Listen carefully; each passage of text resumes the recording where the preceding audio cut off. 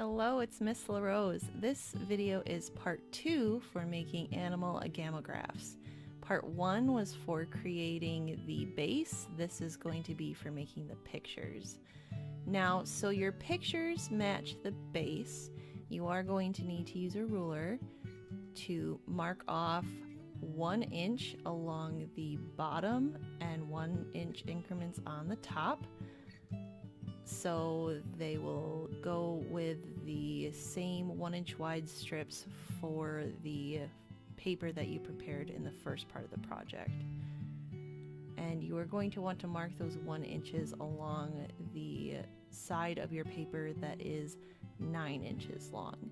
The two papers you use for drawing this need to be 9 inches by 12 inches.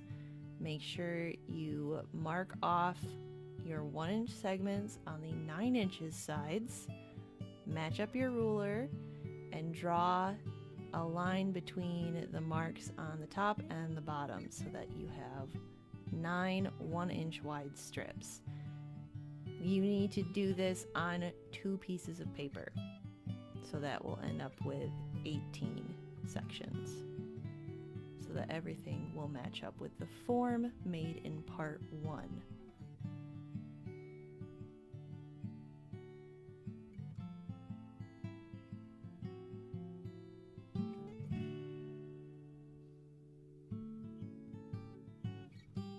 Now that my paper has all of the segments drawn onto it, I need to repeat this process on another piece of paper. When both papers are prepared and they have those 1 inch strip sections drawn on, then you can start drawing the designs on the papers. Now, for this project, I decided that one paper can have an animal on it and the other paper can have a sound that the animal makes written out as a word.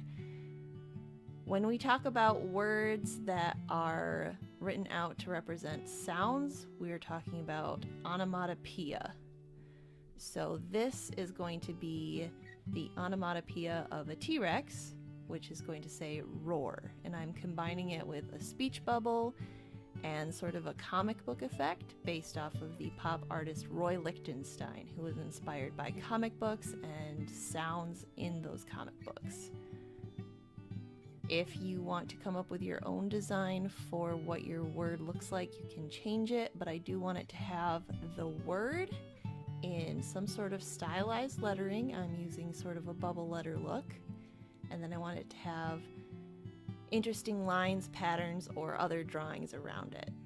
One of my other examples that my niece drew had a giraffe, and the sound had leaves around it, and it said crunch because a giraffe was eating, so it made the crunching sound. So play around with the idea. Maybe if you have one that says meow like a cat, it could have little cat toys and fish in the background. Or if you have one that says woof like a dog, it could have little bones and dog treats in the background. Think about something maybe that goes with the animal if you don't want to just do regular patterns.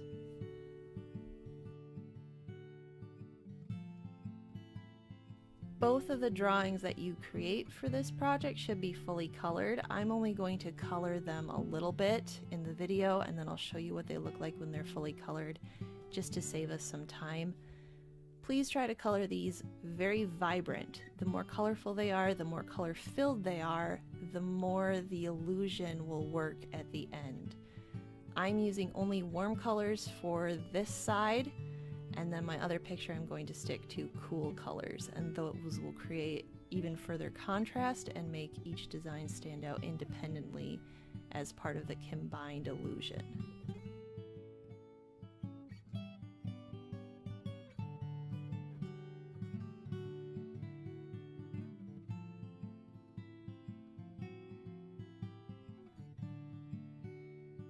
After you finish your first drawing, I want you to draw a design that has an animal in it to go with its onomatopoeia word.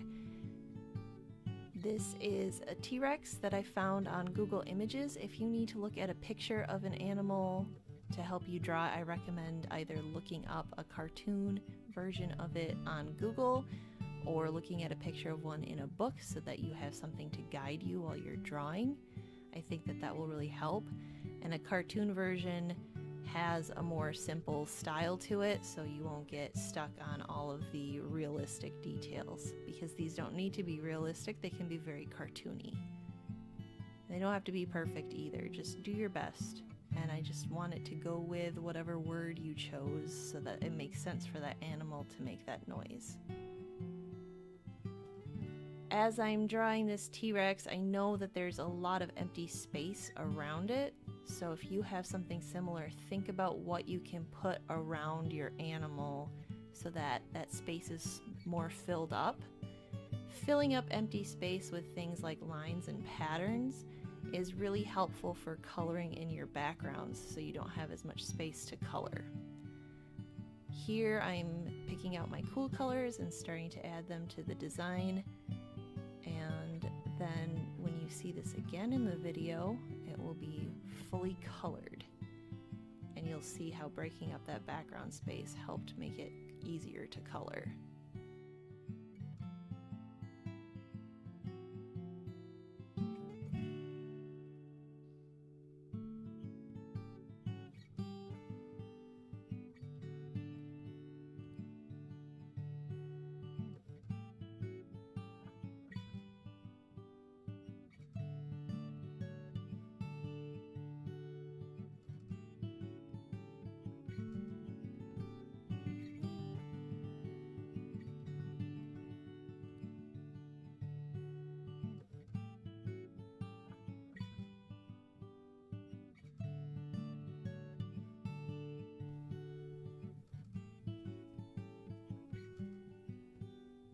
Here are both of my completely colored drawings. The next step is to use some scissors to cut them into strips by looking at those 1-inch wide guidelines that we created at the start of this video, using the ruler to measure and line them up.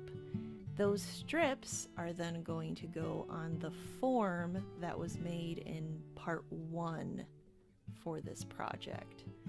So just cut it into strips and then arrange them in the correct order in 2 separate piles.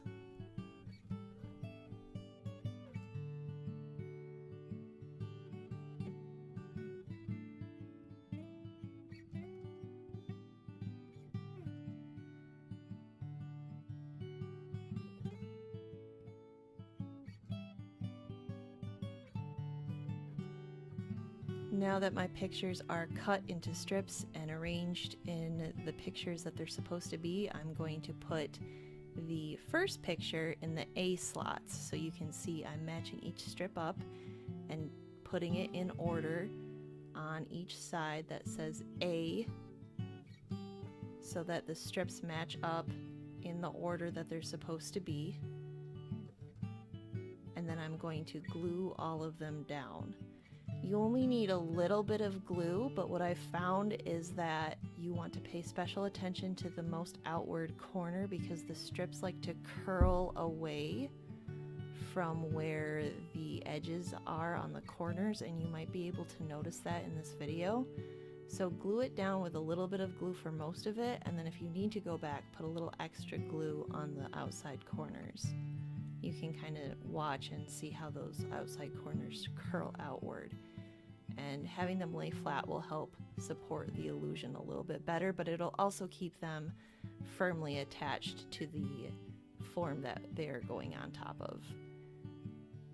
After you finish putting down the first picture in the A slots and it's all glued in place, you're going to repeat the steps again, only this time taking your second picture, the B picture, and putting those strips in order on the B slots and gluing them down exactly the same way.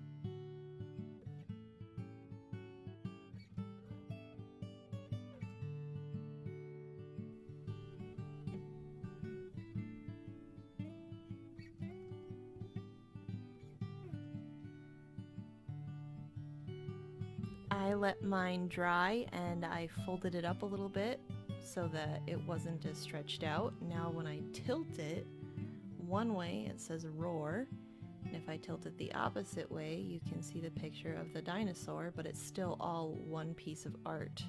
It just has two pictures combined together. And now it's done.